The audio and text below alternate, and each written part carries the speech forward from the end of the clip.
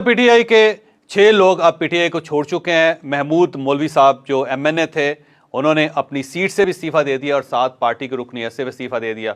आमिर कियानी साहब जो हैं वो पार्टी के सेक्रेटरी जनरल हैं, उन्होंने कल प्रेस कॉन्फ्रेंस करके उन्होंने पार्टी से भी इस्तीफा दिया, एमएनए शिप से वो पहले मुस्ताफ़ी हो चुके हैं और साथ ही उन्होंने ये भी कहा कि मैं सियासत से भी ताइब हो रहा हूँ, मेरा अब सियासत के साथ भी कोई ताल्लुक़ नहीं।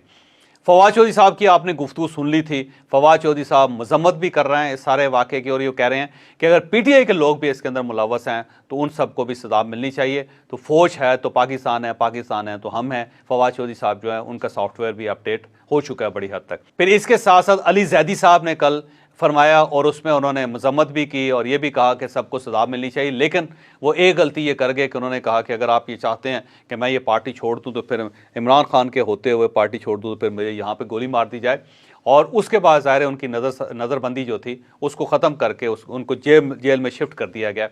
लेकिन अब मुझे महसूस होता है कि जेल जाके कल या परसों तक अली जैदी साहब भी वही मौक़िफ़ इख्तियार करेंगे जो महमूद मौलवी साहब कर रहे हैं, उनमें और इनमें कोई ख़ास फ़र्क नहीं रहेगा। फिर वलीद इकबाल साहब की जो वालदा हैं वो जस्टिस जावेद इकबाल साहब की अहलिया हैं और इलामा इकबाल की वो बहू हैं और नासरा इकबाल साहिबा, उन्होंने अपने बेटे को बहुत ज़्यादा समझाया और इसके बाद उनकी गारंटी दी कि मेरा बेटा किसी किस्म की ऐसी एक्टिविटी में मुलव्वस नहीं होगा। लिहाजा उस बेस पे वलीद इकबाल साहब को राहत मिल गई और वलीद इकबाल साहब ने भी ये जो एक्ट 9 मई को हुआ तो उसकी भरपूर मजम्मत की है और उसके बाद वलीद इकबाल साहब भी अच्छे बच्चे बन चुके हैं। फिर इसी तरह अगर कराची देखा जाए तो फिर एक डॉक्टर संजय गंगवानी साहब हैं, ये इनका ताल्लुक़ जो है वो हिंदू कम्युनिटी के साथ है। फिर करीम गबोल साहब हैं, ये भी कराची के रहने वाले हैं, इन्होंने भी पार्टी छोड़ दी है।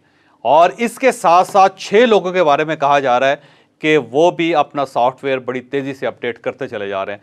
उनमें असद उमर साहब का नाम लिया जा रहा है। परवेज़ खटक साहब आप देखें कि किसी जगह पे आपको नज़र नहीं आ रहे, तो परवेज़ खटक साहब ने अपने रास्ते इमरान खान साहब से जुदा कर लिए हैं।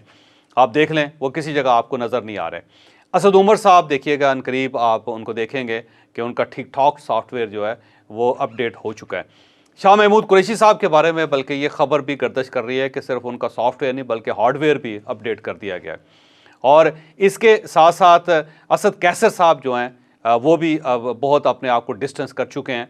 और कुछ इसके अलावा जो दोस्त आपको जो इमरान खान साहब के दाएं बाएं नज़र आते थे वो सब भी अपना किबला दुरुस्त कर चुके हैं। तो 6 लोग लाइन में हैं कि जिनके बारे में ये दावा किया जा रहा है कि वो अब कोई जाए पनाह तलाश कर रहे हैं और कोई ऐसा बंदा तलाश कर रहे हैं जो इनकी माफ़ी तलाफ़ी करवा दे।